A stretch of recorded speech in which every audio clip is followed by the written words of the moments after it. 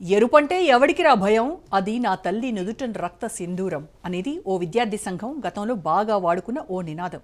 అయితే పెహల్గాంలో హిందువుల మీద ఊచకోత తర్వాత ఇప్పుడు భారత్ ప్రతీకార దాడులు చేస్తున్న తరుణంలో ఆపరేషన్ సింధూర్ ఒక్క రోజులోనే పాపులారిటీ సంతరించుకుంది.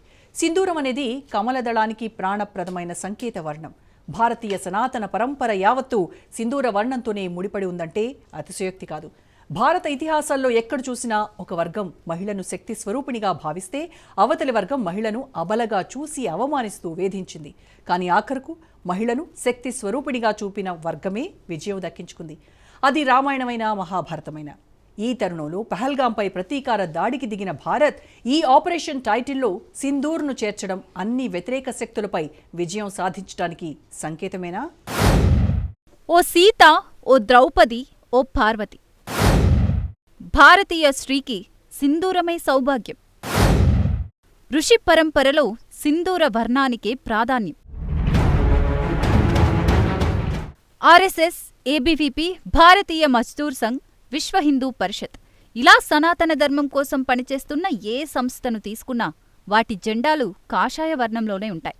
ఈ కాషాయం లేదా సంధ్యా శోభిత వర్ణం అనేది భారతీయ సనాతన ఋషి పరంపర జీవనంలోని ఔన్నత్యాన్ని సూచిస్తుందంటారు. అయితే సింధూరం అనేది కేవలం వర్ణం మాత్రమే కాదు, నుదుటన ధరించే బొట్టును కూడా సింధూరమంటారు. భారతీయ సాంప్రదాయంలో మహిళలు నుదుటన ధరించే బొట్టుకు అత్యంత ప్రాముఖ్యత ఉంది. అది సౌభాగ్యానికి చిహ్నం.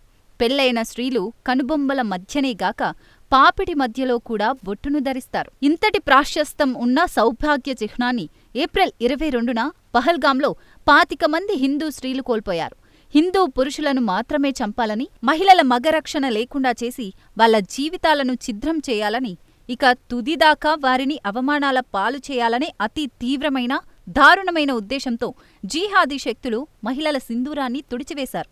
ఆ 25 మంది మహిళలు ఇక జీవితమంతా తమకు జరిగిన అన్యాయాన్ని తలుచుకుంటూ కుమిలి కుమిలి ఏడవాల్సిందే. సరిగ్గా ఇదే దారుణమైన కుట్రతో 1990లో కాశ్మీర్ హిందూ మహిళల జీవితాల్లో చీకట్లు నింపిన టెర్రరిస్టులు మళ్లీ అదే కాశ్మీర్లో, అదే ప్రాంతంలో అలాంటి దారుణానికే ఒడిగట్టారు.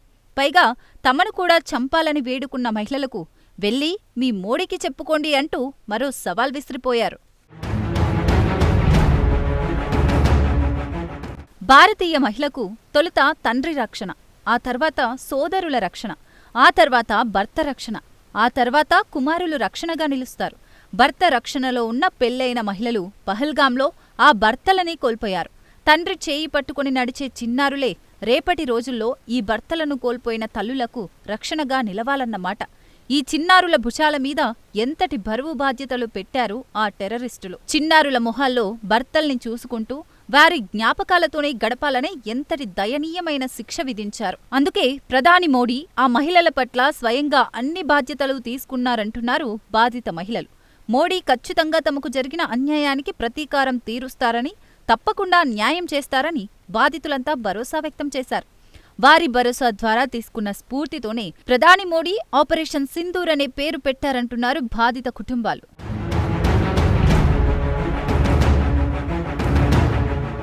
ఎరుపంటే ఎవడికిరా భయం, అది నా తల్లి నుదుటన రక్త సింధూరం అనేది ఏబీవీపీ కొంతకాలం వినిపించిన ఓ శక్తివంతమైన నినాదం. ఆ టైటిల్ భారత త్రివిధ దళాలు చేపట్టిన ఆపరేషన్ సింధూర్ స్ఫూర్తిని, ఆవేశాన్ని, దేశభక్తిని సమర్థవంతంగా ప్రతిబింబిస్తుండడం విశేషం. శ్రీ నుదుట సింధూరం ఆమె పవిత్రతను, నిబద్ధతను, శాంతి కాముకతను సూచిస్తోంది. అయితే పహల్గాం ఉగ్రదాడిలో టెర్రరిస్టులు ఆ సింధూరాన్నే చెరిపేశారు. 25 కుటుంబాలకు పైగా చిన్నాభిన్నమయ్యాయి. ఆ దాడి కేవలం ఒక భౌతిక దాడి మాత్రమే కాదు, ఇది భారతీయ సంస్కృతి, స్త్రీ గౌరవం, దేశ సమగ్రతపైనే దాడిగా తీసుకున్నారు మోడీ. నా తల్లి అనే పదం భరతమాతను, దేశంలోని ప్రతి స్త్రీని, స్త్రీ గౌరవాన్ని సూచిస్తాయి. అందుకే ఈ నినాదం భారతీయ సైన్యంలోని భావోద్వేగ శక్తికి సంకేతంగా నిలుస్తోంది. అందుకే ఇది కేవలం సైనిక చర్యగా కాక దేశ గౌరవాన్ని పునరుద్ధరించే యజ్ఞంగా మార్చింది.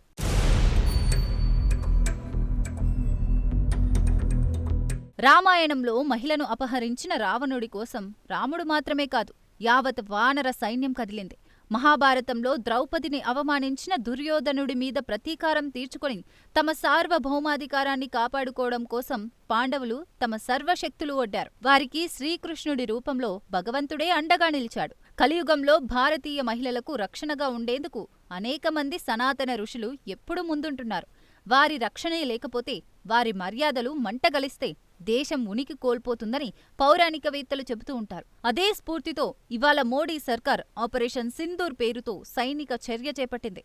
ఇకపై ఎప్పుడూ ఇలాంటివి జరగకుండా శత్రు సంహారం మొత్తం మహిళల చేతనే చేయిస్తామంటూ చాటి చెబుతోంది. మరి టెర్రరిస్టులు ఇందులోని మతలబును గ్రహిస్తారా?